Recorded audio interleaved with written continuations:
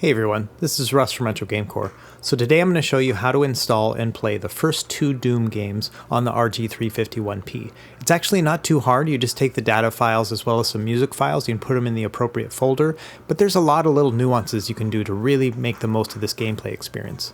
One of the best things about this is that it runs on RetroArch, which means that you have universal controls and settings and whatnot. So once you set it up once, it's going to work for all the different games that you're going to play with it. And speaking of different games that you can play with it, you can also install mods using this RetroArch core. And that's one of my favorite things about the whole Doom scene. You know, it's been around for 25 plus years at this point, and people are still making new levels and weapons and graphics and total conversions. And so I'm going to show you how to play a few of those and get it up and running on your RG351P. And I don't know about you, but I really love playing this game on the RG351P or any handheld device that has dual analog sticks, because you can convert the controls to play with a modern scheme. And to me, it's just a lot of fun. So first I'm going to walk you through how to actually install Doom itself, how to get the sound files working, and then we'll spend a lot of time doing configuration, and on top of that, how to actually add different mods, where to find them, and how to get them up and running. So without any further ado, let's jump into it. So first things first, I'll have a guide linked below, and I'm going to show you first how to actually install and get the WAD files, which are the data files that you're going to need. So I recommend going to GOG.com. You can just go and buy the DRM free versions of these games right here, and you can see there's a sale going on this weekend, so you can get both of these games for under $5. If you don't already have the files, this is the best way to get it. So what you do is you buy these games, and then you install it on your computer, and then you go into your install folder, and you'll find the Doom and Doom 2 WADs, and then move those over to a different folder, make a copy of them, and that's what you're going to use to actually load your games. So if you go onto my guide, you'll actually see how to install it using the stock firmware that comes with your device, as well as 351elec, but today I'm going to show you how to do it using ArcOS, which is my favorite operating system on the RG351P. So luckily, ArcOS makes this really easy on you. All you have to do is take your SD card and plug it into your computer, and then it'll open up the EasyROMs partition. And from there, click on the ports folder, and you'll find there are two different Doom folders. There's a Doom and a Doom 2 folder. And if you look below, you see a bunch of SH files. And these are actual files that the system uses to trigger opening up the game in the front end. And the part that's relevant to you is the name of the actual WAD file that the game opens up. And if you look at the spelling, it says capital D, then OOM.WAD. So if you open up the ports, then Doom folder, you'll see that it says put your WAD file here. And you just want to make sure that it's spelled the exact same way, capital D for Doom. Same thing with Doom 2, you want to make sure it's a capital D, then a Doom 2 with no space there. And then you add them in. And at this point, you can actually just load up the games under the ports section and the game will play. But you're not going to get the music that you want. So you want to add the music yourself, and that's just an issue that happens with this RetroArch core. So in the guide below, I also have a link to the actual MP3 files that you want. Go ahead and download those. And you'll see a variety of different MP3 files. Just go ahead and get the ones that say RAW, and then download those two MP3 packs. Now they're going to come zipped, so you're going to want to unzip those packs, and then you're going to want to drag that music folder over. Now they're both just named the word music, so I would recommend going in there and changing the name so that they both say Doom 1 and Doom 2. That way you can differentiate between the two. Okay, so once that's set up, you can actually go into the music folders, and you'll see they start with the letter D, then an underscore, and then the rest of the file name. What you need to do is go through and delete all of the D and the underscore. It's a little bit tedious, but go ahead and go through and just delete the D and the underscore. And you could use like a batch converter to change all the file names at once, but it's right at that threshold where it's like, do I want to do all that work, or do I want to actually figure out how to program it? For me, I was like, you know what, I'm just going to do the work myself. So I went through and I changed all the file names themselves for both the Doom 1 music and the Doom 2 music folder. You only have to do this one time. Okay, so once that's all set up, you just drag the music files into that same folder where the WADs are. And at this point, you can actually just play your Doom games, so there's no other thing you need to do in order to get these games to launch with the perfect music. So let's do that now. Let's eject the SD card, and let's put it back into our device. So you just navigate to the port section, and then you pick whichever game you want to start up. And then ArcOS is going to just boot into RetroArch. It's going to pull the correct core, and you can see here the game booted right up. Now while we're in here, let's go ahead and check out the options. So within the in-game options, there's a few things you can actually change. So you just go into the options menu, and then into the setup menu, and then you can adjust things. So for example, under the weapons section, you can change whether or not the weapons bob up and down as you walk. Some people like that, some people like it staying the same. It's up to you, you can make that change right then and there. Other things you can do is you can change some of the graphics, like your heads-up display, things like that. But one of the best things you can do is you can adjust the frame rate under the general settings.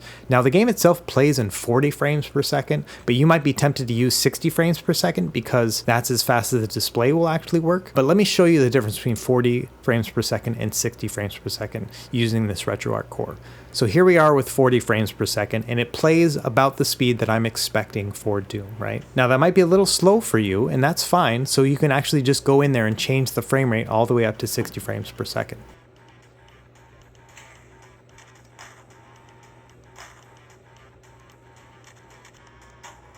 So here we are with 60 frames per second. To me, this is a little bit too fast, right? Like it's just kind of hectic to me. But if you like this and you think it's kind of fun, you want to speed through the levels without having to use the run button, then go for it, you know? And one of the nice things about having it on this speed is that you can shoot super fast, which is kind of cool. Because honestly, this is 1/3 faster than the normal game itself. So just think of it like kind of a turbo setting. But that is one thing that you do have the option to do. And it runs smooth no matter if you do 40 frames per second or 60 frames per second.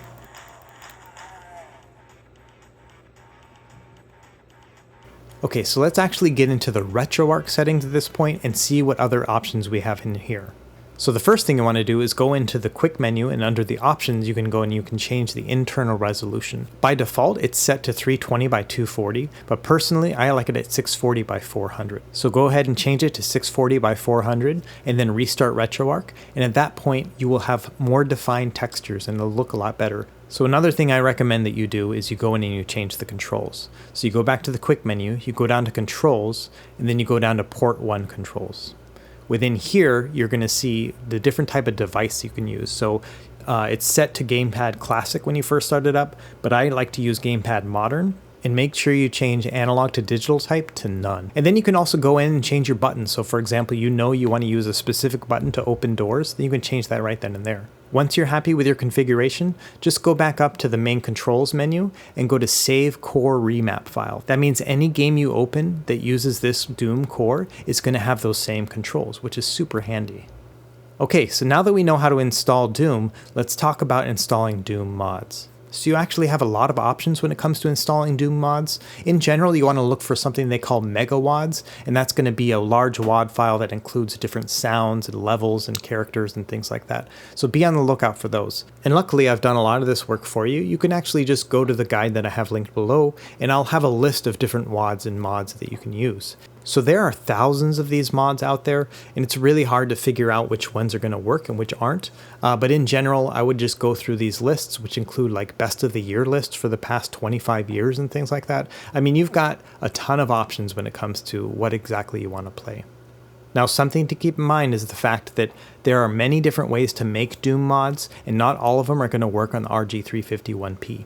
In general, you want to use what they call boom compatible WADs. So if it's been made in GZ Doom or Z Doom, which is where they make the really high res ones that basically play like a modern game, unfortunately those aren't going to work. So for example, Brutal Doom, which everybody asks about, is not going to work as far as I can tell on the RG351P at this time. But there are still hundreds of different WADs that you can use that work really well on this device. So I've actually tested about 20 mods for this guide, and I found that about a dozen of them work just fine. And so I've left a list of them down at the bottom of this guide, so you can actually just click on them and go directly to the website that hosts these mods, and you can just download them right then and there. So that's just a handy tool that I've set up for you in case you just want to try out, say, a dozen different mods that are guaranteed to work with RG351P. So for today's example, we're going to use two different mods. One is called Wrecker, and that runs off of Doom 1, and then we're going to use one called Batman Doom, which runs off of Doom 2, just so I can show you how these work. So all you have to do is actually just click on the links that I have in my guide, and that'll take you to the page that has the mod itself, and then you just go and you download the mod on the right side of the column there. Now when you try to download these, you might get a warning in your browser. Just go ahead and say keep the file, it's fine. And then do the same for the Batman Doom game.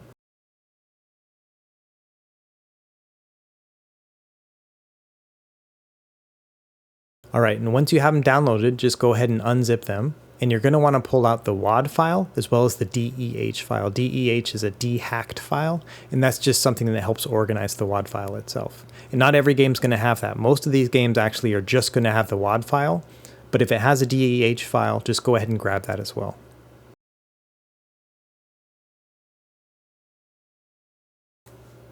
Okay, so once you've unzipped and extracted these files, just go ahead and drag them to the appropriate Doom 1 or Doom 2 folder. They need to be in the same place as the Doom and Doom 2 WADs are.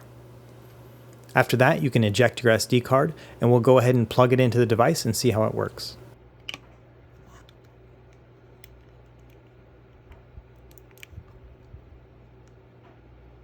Now these two mods in particular are different because they have those dehacked files, so generally they would just work right off the bat, but I'm going to show you later on how to actually install multiple files in one.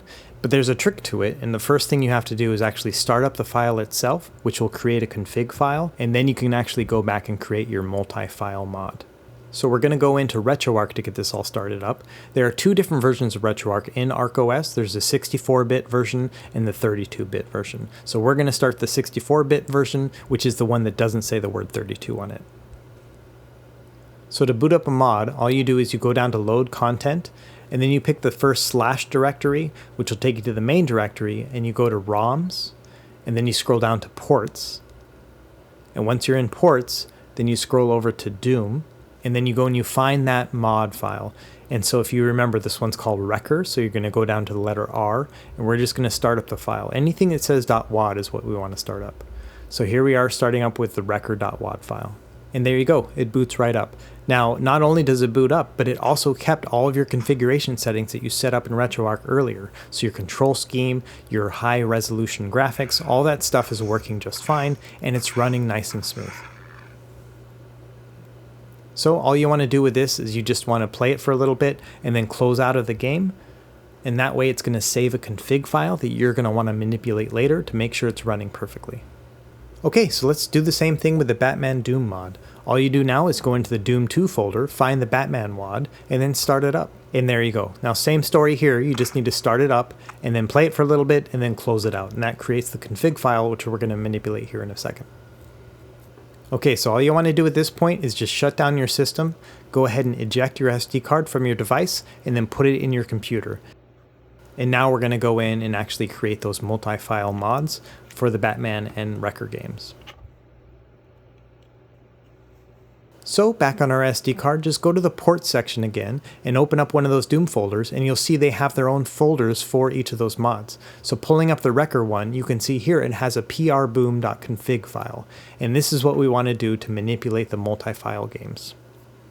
You can see right here in this section, there's a WAD file 1 and 2 and the DEH file 1 and 2. So all you want to do is put in the names of the files for the specific game. And if you remember, Wrecker had a single WAD file as well as a DEH file. So all you want to do is just go ahead and type in those file names into this file itself. And then go ahead and save it, and you're done at this point.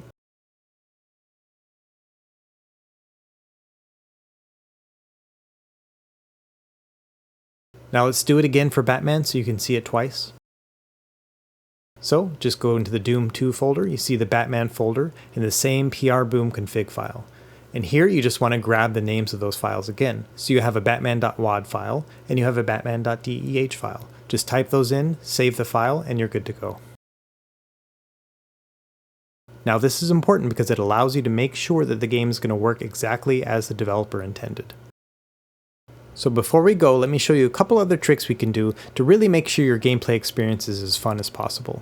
So one of the things you may have noticed that it's kind of a pain in the butt to go to load content and then add every WAD game individually.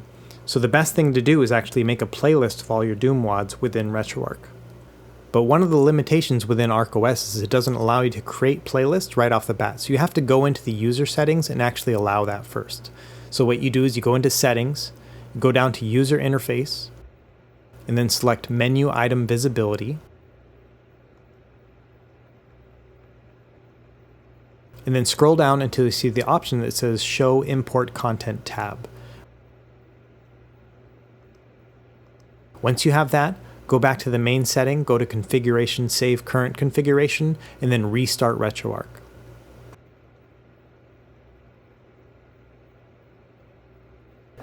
So when you restart RetroArch, if you scroll all the way over to the right, you're going to see a new plus sign. And within that, it'll have the ability to create new playlists. So go down to Manual Scan, and then under Content Directory, you're going to find wherever the Doom ports are. So you're going to go to Ports,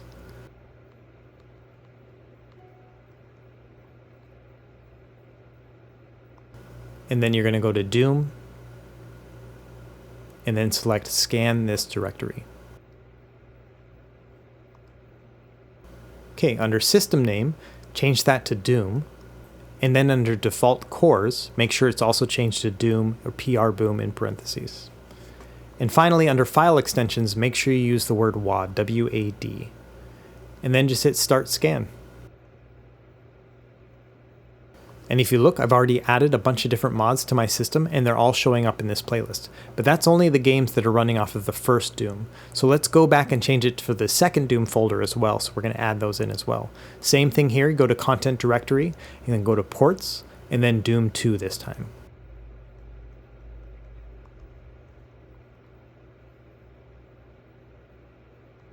And then all the other settings are the same. And this is just going to scan that folder and add them to the current playlist.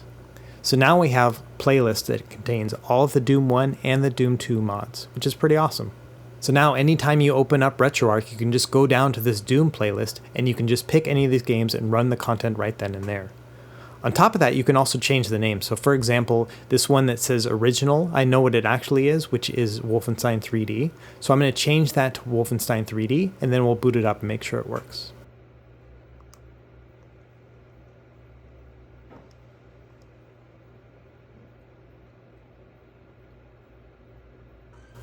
And there we go. This is the Doom version of Wolfenstein 3D, which uses the Doom engine. It has upgraded graphics and controls, and it's a lot of fun to play.